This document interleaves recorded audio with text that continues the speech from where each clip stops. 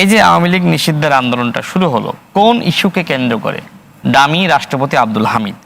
আমরা গণমাধ্যমের খবরে দেখলাম যে সরকারের উচ্চ পর্যায়ের গ্রিন সিগন্যাল পেয়ে তিনি স্বরাষ্ট্র মন্ত্রণালয়ের সহযোগিতায় দেশ ছেড়েছেন এবং তার যে কূটনীতিক পাসপোর্ট ছিল সেটা কিন্তু বহাল ছিল।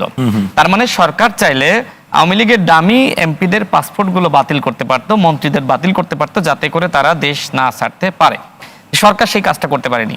এখন আমার কথা হলো যে এই আওয়ামী লীগের সাংগঠনিক কার্যক্রম নিষিদ্ধের আন্দোলনের মাধ্যমে কি তাহলে আপনি ওই রাষ্ট্রপতি যে দেশ ছাড়লো যাই তাই ব্যক্তি না, শেখ হাসিনার 1 নম্বর দোসর, তাও সরকারের সবুজ সংকেত পেয়ে সেটার আপনি জবাবদিহিতা কোথায় নিশ্চিত করবেন? দ্বিতীয়ত দেখেন আরো অনেকগুলো ঘটনা কিন্তু ব্যাপকভাবে হইচই শুরু হয়েছিল। মানবিক করিডোর রোহিঙ্গাদের ফেরত দেওয়ার নাম করে উল্টো বরং আমরা দেখলাম রোহিঙ্গারা ফিরে আসলো। মানবিক করিডোর নামে স্বাধীনতা সার্বভৌমত্ব হুমকির মুখোমুখি। চট্টগ্রাম বন্দর নিয়ে আলোচনা, সেই বন্দর বিদেশিদের কাছে দিয়ে দিচ্ছে। এ ধরনের নানান ধরনের আলোচনা কিন্তু শুরু হয়েছিল। সরকার যখন আসলে এইগুলো আসলে নিতে পারতেছিল না, আমার কাছে এখন প্রশ্ন যে সরকার আসলে দিনে দিনে নতুন নতুন ইস্যু তৈরি করতেছে কিনা। ফয়েজ ভাই যেটা বলল যে কি করবে, গুলি করবে। আপনি যদি গুলি না করেন, আপনি যদি এটাকে নিয়ন্ত্রণ করতে না পারেন, এই বলছে না গুলি করতে হবে, নিয়ন্ত্রণ করতে না পারেন, তাহলে আপনি কেন নিষেধাজ্ঞা জারি করেন? আপনি তো আমাকে থামিয়েছেন, আমি তো সাক্ষী, আমি না ভদ্র বলে আমি বলছি ঠিক আছে, আমরা তো আপনাদেরই, আমরা আপনারা একসাথে অভ্যুত্থান করে সরকার গঠন করেছি, কিন্তু তাদেরকে কেন আপনি থামাইতে বুঝিয়ে সেখান থেকে সরাইতে পারলেন না? তারা সেখানে এক রাত পরের দিন অবস্থান করলো, এরপরে শাহবাগে গেল। এখন সামাজিক যোগাযোগ মাধ্যমে লেখালেখি হচ্ছে যে তাহলে কি জামাত শিবির শাহবাগের প্রতিশোধ নিল? এই প্রশ্নগুলোর উত্তর আপনি কোথায় দিবেন? আপনি সবাইকে ডেকেছেন যমুনার সামনে, হ্যাঁ আমরা যমুনা ঘেরাও করেছি, যমুনার সামনে থেকে উঠবো না। নাহিদ ইসলাম নিজে পোস্ট করেছে আজকে সমাধান হতে হবে। হাসনাত আব্দুল্লাহ বলেছে যতক্ষণ না পর্যন্ত লীগ নিষিদ্ধ করা হবে তার আগ পর্যন্ত যমুনা থেকে উঠবো না। আপনি হঠাৎ করে শাহবাগে গিয়ে ওই যে প্রশ্ন ছোড়ার জায়গাটা আপনি করে দিলেন, এই সুযোগটা কেন দিলেন?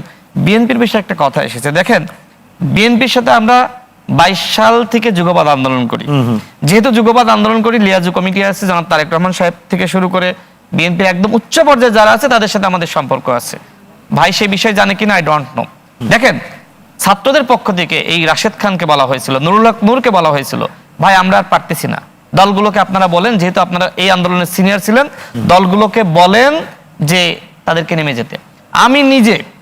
আমি নিজে বিএনপির স্থায়ী কমিটির সদস্য সালাউদ্দিন আহমেদকে কনফার্ম করেছি, ছাত্ররা আমাদেরকে কথা দিয়েছে তারা 1 দফার ঘোষণা দিবে।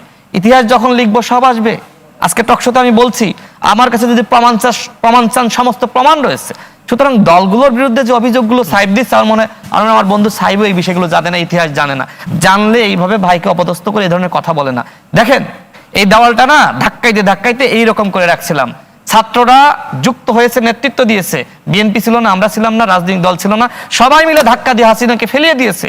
এখন যদি আপনি বাহাদুরি আর কৃতিত্ব নিতে চান যে আমরাই সব করেছি, ওই যে আক্কেল দাঁত ওঠে নাই, সেই ছাত্ররা এসে ফেলাই দিয়েছে, আপনারা 17 বছর ব্যর্থ হয়েছেন, এইভাবে আসলে অনৈক্য সৃষ্টি করা হচ্ছে। দেখেন এই ছাত্ররা যারা আবাবিল পাখির নাই, যাদেরকে আমরা শ্রদ্ধা করি, ভক্তি করি, ভালোবাসি, তারা যখন এই ধরনের সিনিয়র নেতাদেরকে, সাবেক এমপিদেরকে, মন্ত্রীদেরকে ছোট করে খাটো করে এই চেয়ারে বসে আমারও অসহ্য লাগে।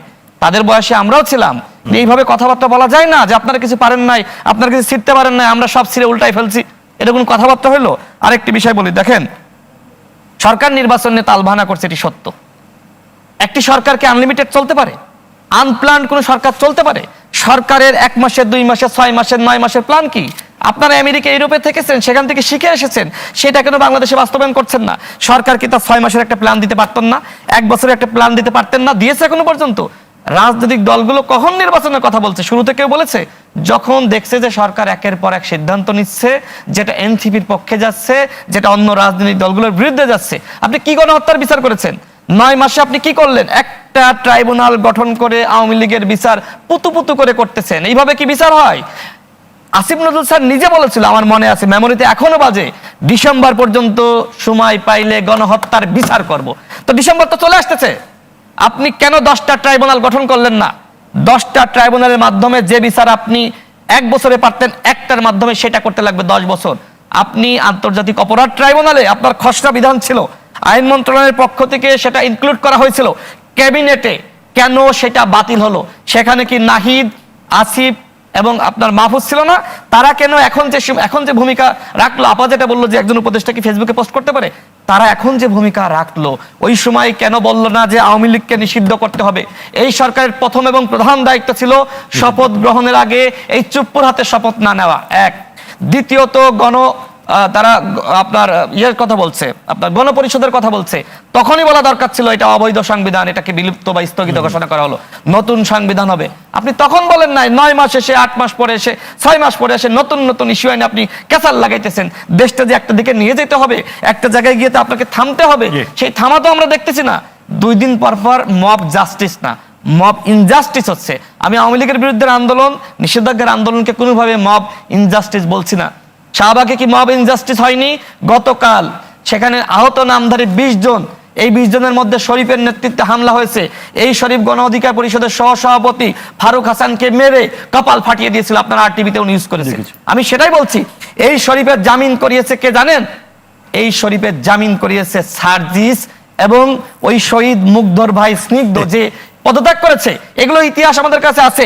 ডিসি নিয়োগের কোনো ঘটনা মিথ্যা নাই, যেহেতু তারা নাই, যেহেতু এটা একটা না, আমি তো বলছি আমাকে সার্জিস চ্যালেঞ্জ দিয়েছিল, আপনি যদি প্রমাণ করতে না পারেন আপনাকে রাজনীতি ছাড়তে হবে। তো সার্জিস বাবা, আমি তো প্রমাণ দিয়েছি তুমি ডিসি নিয়োগের সাথে জড়িত। আমাকে সে ফোন দিয়েছিল, 1 ঘন্টা কথা হয়েছে, সে আমাকে বলে তার পক্ষে যেন একটা পজিটিভ লেখি। আমার কাছে প্রমাণ রয়েছে, সার্জিসের বেস্ট ফ্রেন্ড এসে আমার কাছে তথ্যপত্র দিয়ে গেছে। ওই সময় এমন ঘটনা ঘটেছে, যে নাকি চাইছে সেই নাকি ডিসি পাইছে। আমার দলে একটা ডিসি দাও, আমার দলে একটা এসপি দাও, এরকম ঘটনা ঘটে গেছে।